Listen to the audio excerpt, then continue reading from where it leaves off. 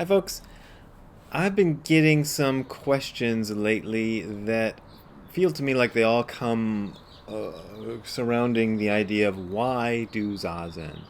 Somebody asked me, why should we do Zazen after achieving enlightenment? That was one of the questions. Somebody asked me a very detailed question, which I just went into my email trying to find, and I couldn't find it, so I'm really sorry, whoever you were asking me this question. But it was a very detailed question around the idea of doing Zazen for a purpose and why we shouldn't do Zazen for a purpose. So, if we're talking about doing Zazen for a purpose, the go-to guy for that is Kodo Sawaki. This is the latest book that has come out of his stuff in English, Discovering the True Self. I don't get any credit or royalties for this, although my blurb is on the back somewhere. He's famous for saying, Zazen wa nani mo narimasen.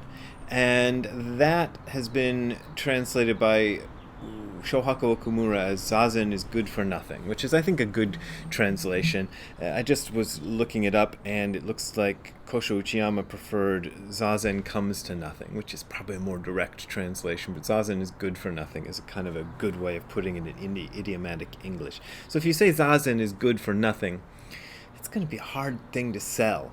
That's one of the problems with the job I do. I could probably be much more successful in worldly terms at my job if I would be able to sell Zazen to you. But it's not something you can sell. I don't really like it when things come out all the time where people talk about the benefits of meditation, and then people say, well, what are the benefits of Zazen? And I kind of go, oh, no.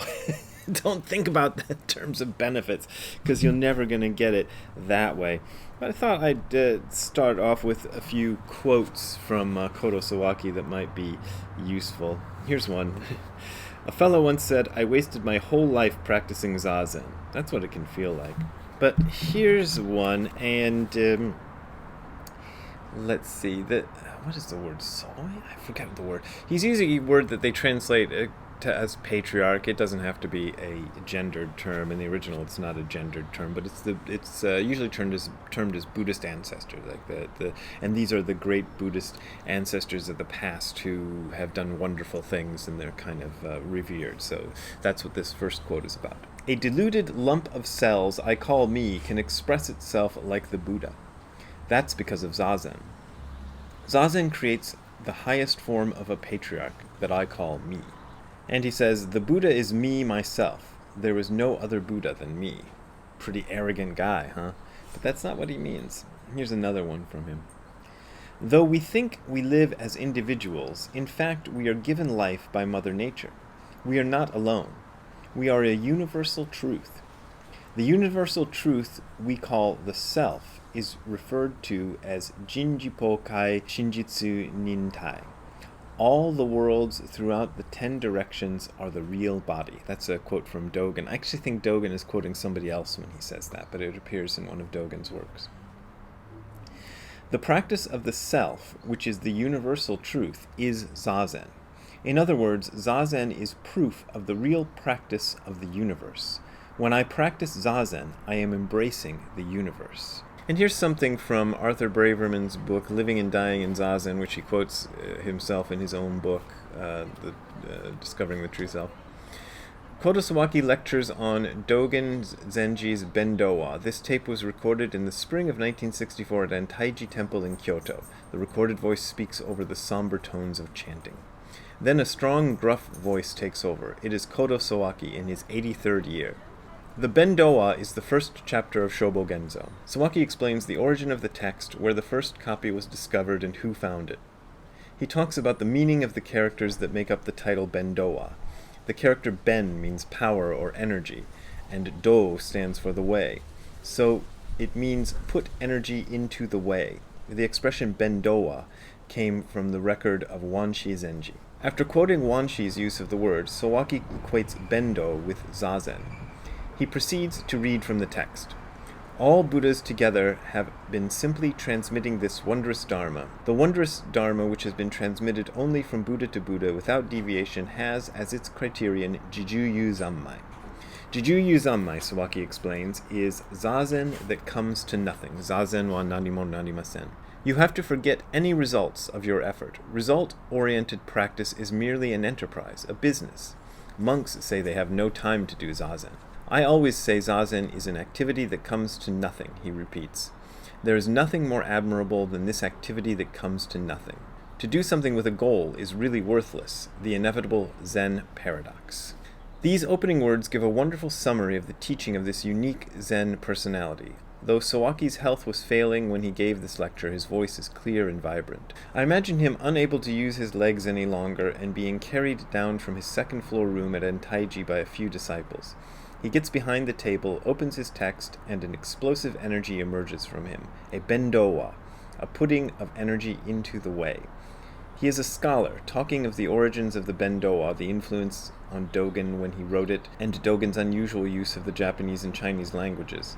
He is a rebel, bad-mouthing the Zen institutions with their lazy clerics, but most of all, he is waving a banner for Zazen, the Zazen known as shikantaza, or just sitting.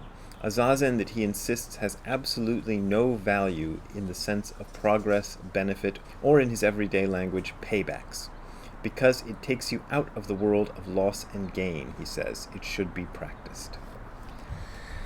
And to me that kind of says it all. It takes you out of the world of loss and gain. So if you are looking at your Zazen as something that you're going to gain something from, then you are still trapped in the very problem that got you into doing Zazen in the first place, probably, which is that you're always looking towards the future for validation, like this thing that I'm doing now is going to have some benefit for me in the future, or sometimes you're working on escaping your past, or I don't know, sometimes reinforcing your past if you think your past was really good, but you're always trapped in this sort of past and future, so you always want something. And Zazen is a way to stay with exactly what is going on right now, right here, and not have any thought of the future. Well, I shouldn't say not have any thought of the future. The thing is, if you have a thought of the future, it doesn't matter. You just let that thought be. Let it go. Let it come. Let it stay in your mind for however long it wants to stay, and let it pass. Don't hold on to it. Open the hand of thought, as Kosho Uchiyama, Kodo Sawaki's student, used to say. There is somewhere on the internet, I assume it's still there, it was there years after it was over, an argument that was conducted on Nishijima Roshi's blog between him and one of his students over Nishijima Roshi's insistence that Zazen is a state without intention. And this student kept going, well, you have an intention, and he kept saying there is no intention. You have it kind of went back and forth, and I remember reading it 10, 15 years ago and thinking, God, this is just dumb. But I think it had a point. In fact, Nishijima Roshi was very hot on this idea of it having no intention. Now, every time you're going to sit Zazen, you have some intention. You know, I went and sat with the group yesterday at Angel City Zen Center. We're sitting in person on Mondays and Saturdays, by the way, in case you want to join us. And there will be information, links, and things you can find for that if you're interested in coming to that. But I had an intention, you know, I guess I had the intention of going there and joining the folks who were there and supporting them, you know. When I first started doing Zazen, I had this intention, I had this idea that enlightenment was something I wanted to achieve. I didn't even know what enlightenment was about, but I knew that things were crappy for me in my life, and I wanted to find some way of doing something about that, and I thought enlightenment would fix everything. These days, I don't have that intention so much, but the thing is, if you have an intention rolling around in the back of your mind, there's a bird, I think, building a nest up here, right up here above me. There's a little roof thing, and that's what I keep getting distracted by. But anyway, if you have an intention in the back of your mind rolling around there, that doesn't matter. That isn't a really a big problem. It's one of the many things you let go during your practice. But it's important to have a no goal in Zazen, just no goal at all. And if Zazen had a goal, it would be much easier to sell to people, and, you know, I could get rich and everything would be nice, but, you know, that's never going to happen, because Zazen doesn't have a goal. There is no goal. It's about giving up goals. And as I say, even if you're sitting there unable to give up goals, that's still fine. Just keep sitting. That's still the point of it, is the just sitting practice, is the silent practice of just sitting with no intention at all. No. Ziggy was sitting here for the most of this talk, and then he ran away just now, so I must be boring to him. Anyway, if I'm boring to Ziggy, I must be boring to you, so I'll stop right there, and I hope you enjoyed this. If you want to send me money to keep me doing things that aren't boring to Ziggy, you can send money to the URL you're seeing below. That will give you links to my PayPal and Patreon addresses, which are below if you're looking at this on YouTube. That is my only way of making a living right now. So I really appreciate all your kind donations. But if you're having financial trouble, don't donate. Somebody said they liked the way the X flew away. So it took me a while to figure out that's what they meant. But don't donate to me. This is a Japanese gesture. It means don't. You don't see this much in other countries. Anyway, because I'm doing okay, I'm hanging on there by the skin of my teeth, because people do keep donating, and I really appreciate those who are able to donate and can do that. And we will see you next time. Have a good time all the time. Bye. Hey, Ziggy, am I boring to you? Hey, Ziggy. What you doing? What's over there? Is it a bird or something? Another squirrel?